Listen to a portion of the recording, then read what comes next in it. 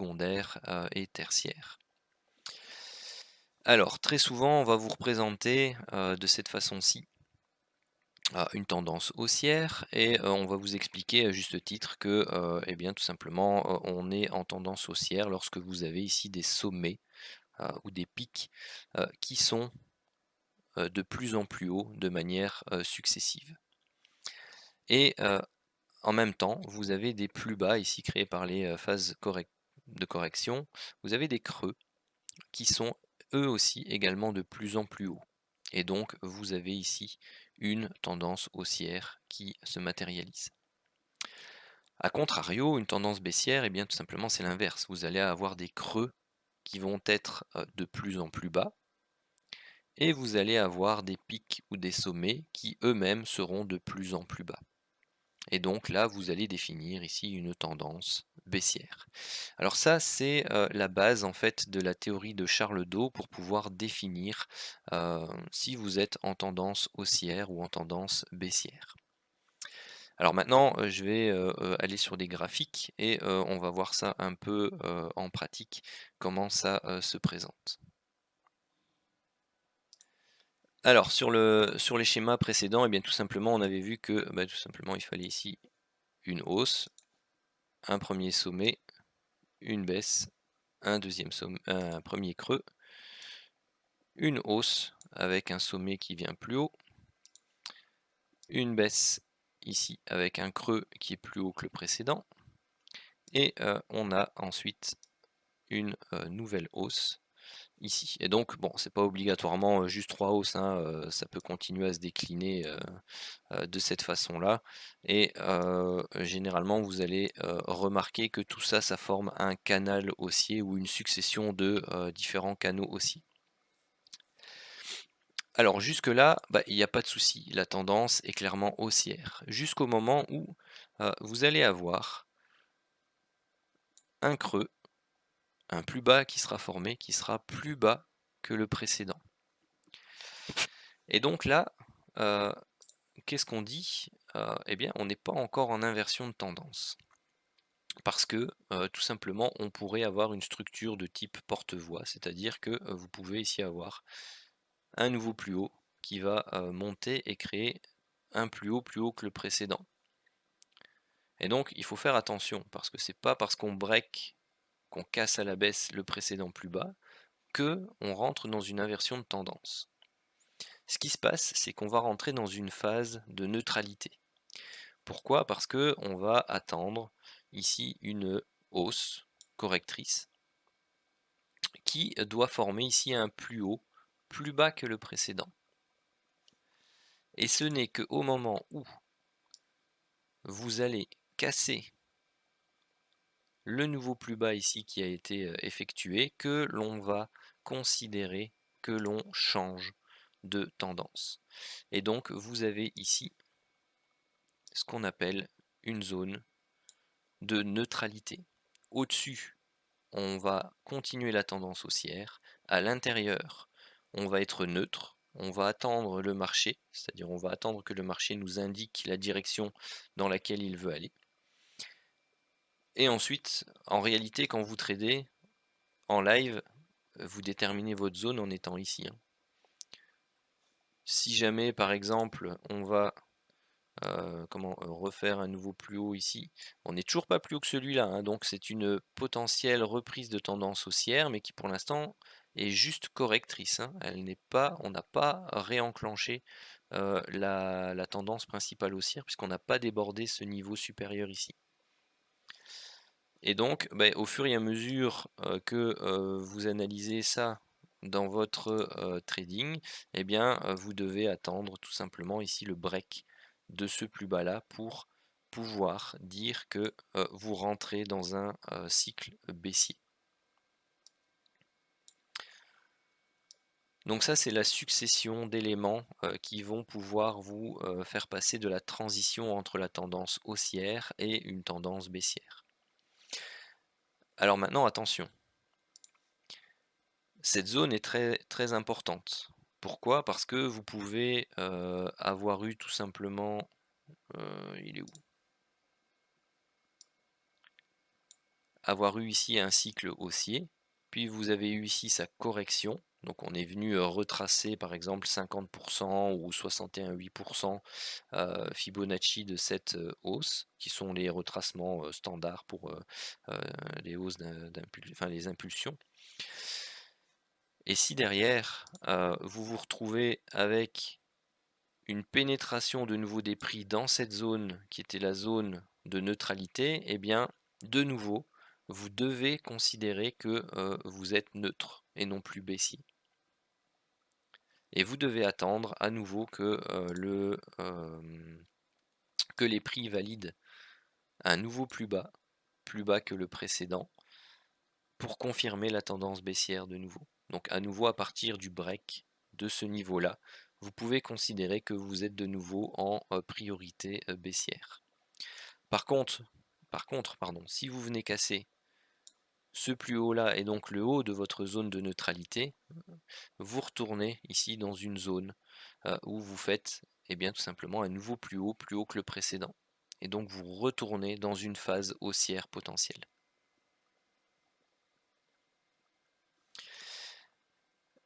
Et donc si vous êtes sur différentes unités de temps, eh bien vous allez pouvoir travailler des comment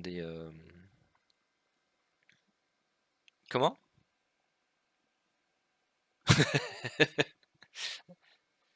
Ah oui, si on t'entend. Ah oui, sur le Dow Jones, pas de souci. Et donc vous allez pouvoir travailler ce qu'on appelle les tendances primaires, secondaires et tertiaires, c'est-à-dire normalement sur des unités de temps différentes. Donc vous allez pouvoir aller par exemple sur l'hebdomadaire, et donc vous allez pouvoir voir que grosso modo en hebdomadaire vous êtes en tendance haussière. Puis si vous êtes en journalier ou en H4 et que vous êtes dans cette reprise ici, eh bien vous allez dire bah oui, effectivement en H4 j'ai une tendance secondaire qui est elle-même haussière. Et si vous allez zoomer, hop, par exemple en 5 minutes sur cette section là, eh bien en 5 minutes vous allez pouvoir vous dire ok, je suis dans une tendance tertiaire, pardon, donc dans du troisième degré qui est également haussière. Par contre, vous pourrez bien entendu avoir ici, si vous travaillez l'hebdomadaire, bah, vous êtes en tendance haussière, et puis si vous zoomez ici dans cette partie-là, en journalier, eh bien vous allez pouvoir ici être en tendance secondaire baissière, si jamais vous avez, oups, pardon,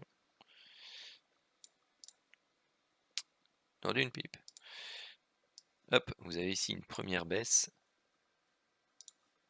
vous avez eu sa phase correctrice, et puis vous avez une seconde baisse. Et bien si vous analysez votre actif et que vous êtes dans cette partie-là, et bien la tendance secondaire bien sera marquée par une tendance baissière et non pas haussière.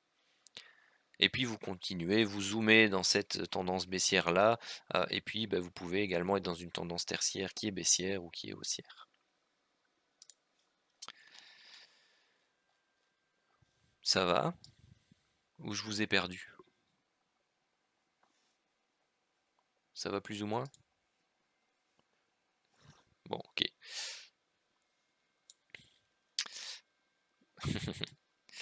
Donc voilà, bon ben, si on fait l'exercice par exemple ici, bon on est en 15 minutes, hein, c'est un peu court, mais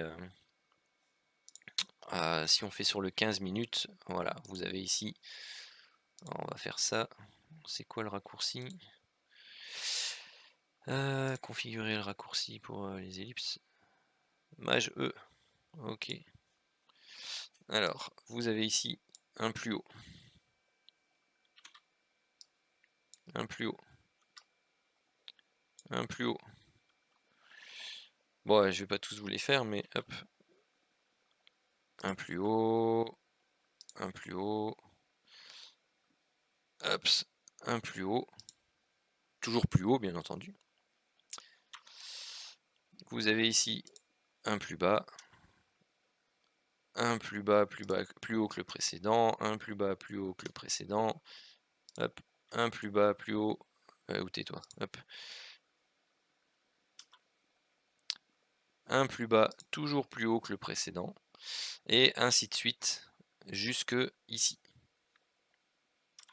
Donc là vous allez toujours avoir un plus bas plus haut, un plus bas plus haut, et puis la première fois ici, vous allez avoir un plus bas qui est plus bas que le précédent.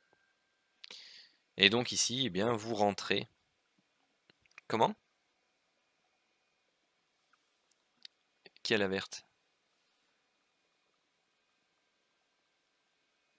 Ah oui, oui, c'est ça qui a l'alerte. J'ai compris la verte, pardon.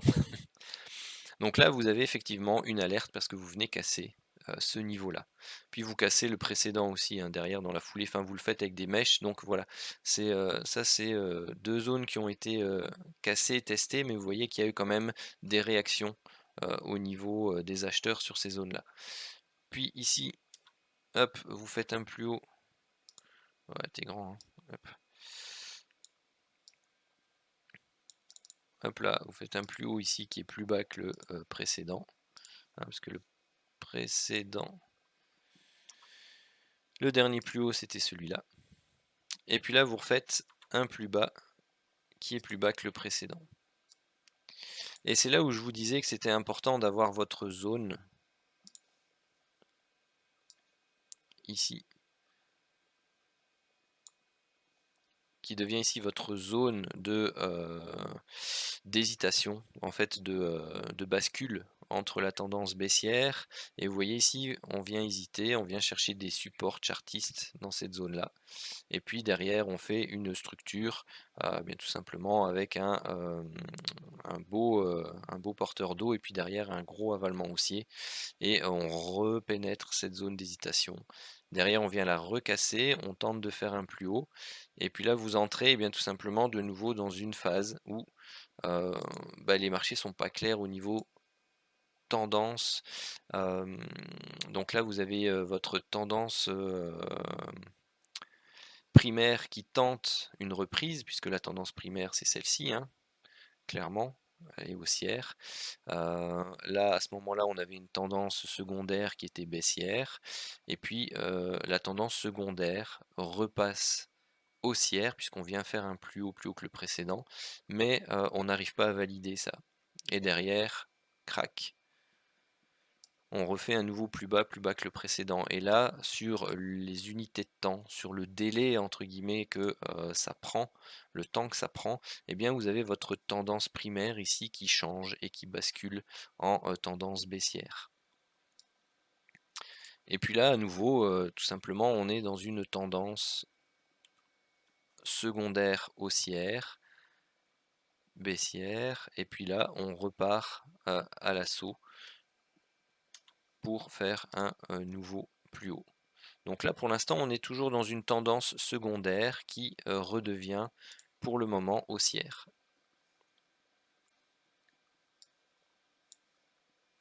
À ce niveau-là. Et donc tant qu'on n'aura pas cassé ici cette zone de plus bas, eh bien on restera dans une tendance secondaire haussière, et donc logiquement on privilégiera les achats plutôt que les ventes, sauf sur niveau chartiste important, par exemple comme cette ligne de tendance, si il veut bien me la tracer.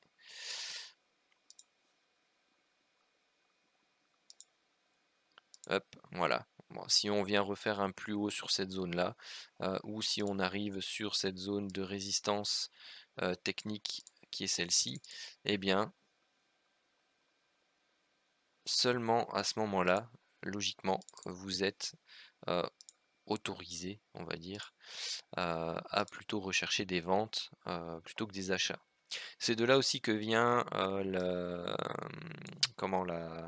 fameux adage la tendance est votre ami, tout simplement parce que vous vous mettez dans le sens du flux principal. Et quand vous prenez des setups de divergence et de retournement, vous vous mettez contre ce flux principal. Et donc, pour pouvoir le faire, il faut que vous ayez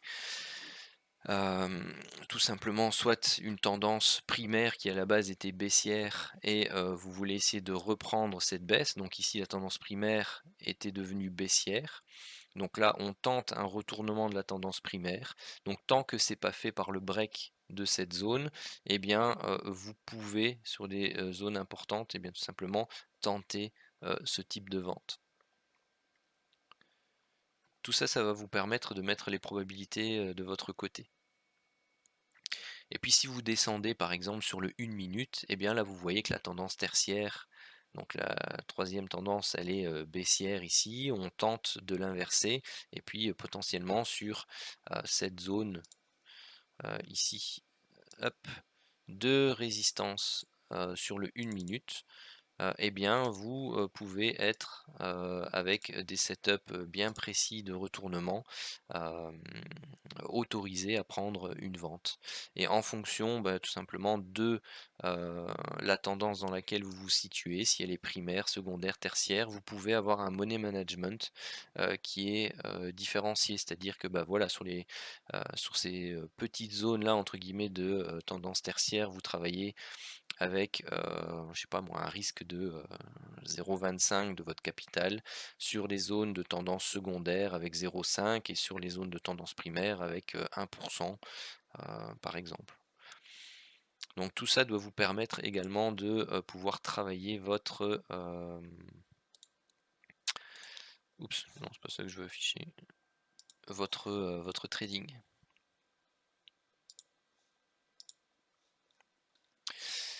Voilà pour les bases et les points importants sur la théorie de dos. Alors bien sûr, elle va vous donner une direction, un sens prioritaire. C'est pas elle qui va vous permettre d'entrer en position, elle va vous donner des éléments que vous allez devoir à nouveau associer avec d'autres. Hem, donc ce n'est qu'une partie du puzzle, à nouveau. Voilà, je ne sais pas s'il y a des questions sur la loi de Doe, ou du moins la manière dont je l'ai présentée.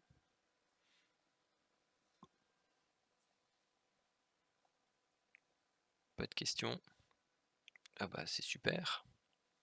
Bon bah après ceux qui regardent la vidéo en décalé, n'hésitez pas, hein, si vous avez des questions, faut pas hésiter à les poser dans le canal, que tout le monde puisse en profiter.